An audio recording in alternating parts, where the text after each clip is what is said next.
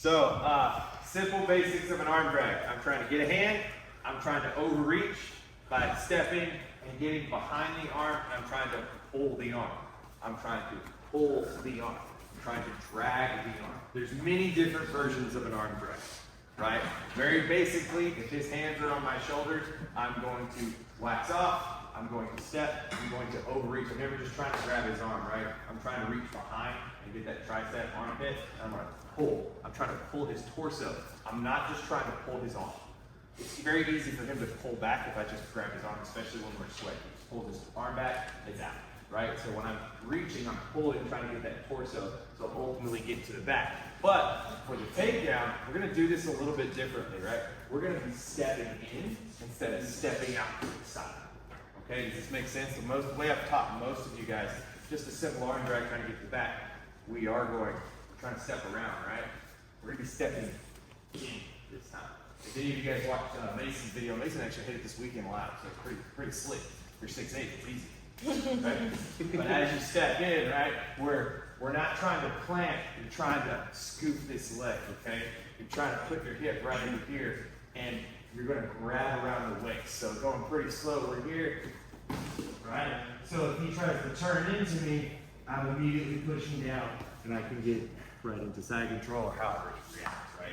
Immediately kind of passing guard. Again, we're boom, stepping in, trying to shoot this arm inside up, keeping that underhook, passing if I need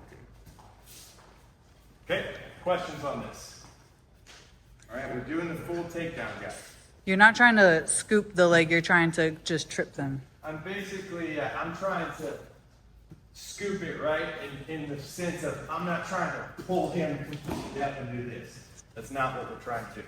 I'm trying to sit in, just kind of wrap, like vine around it so he can't pull it out. Using my body, I'm using my far arm, because I don't want to get omoplated, right? So when we land here, right, I just immediately put that pressure up, try to pass, keeping just right into side control. Staying down. There's that way, which is the moving forward. And the original way that I was taught is pulling this, trying to wrap around as they go into the turtle, right? So you're more pulling. Harder in NoGi. This is what typically happens. I go to pull and I sit and they run past me, or we're sweating and I lose their arm. Not always, but that's just the problems I have with this. This tends to be, even if we're sweating, we can be here in this situation, right? We just bounce around this, get there. Simple arm drag. That's why I like going forward with the arm drag. If I can get to Justin's hips, it's going to be much easier to take him down. A lot of you are coming in here too tall, right? You're just going to get blasted through. You have to go for the hips. In that sense, when I'm here, I'm on right? See how fast I'm moving? This is not going to be a slow takedown. It's not super fast, but I'm just going at the rate he's falling because I'm forcing this. Here, going for those hips, right? Jumping around. It's good when I have a good knee. Right? So a lot of you guys are here.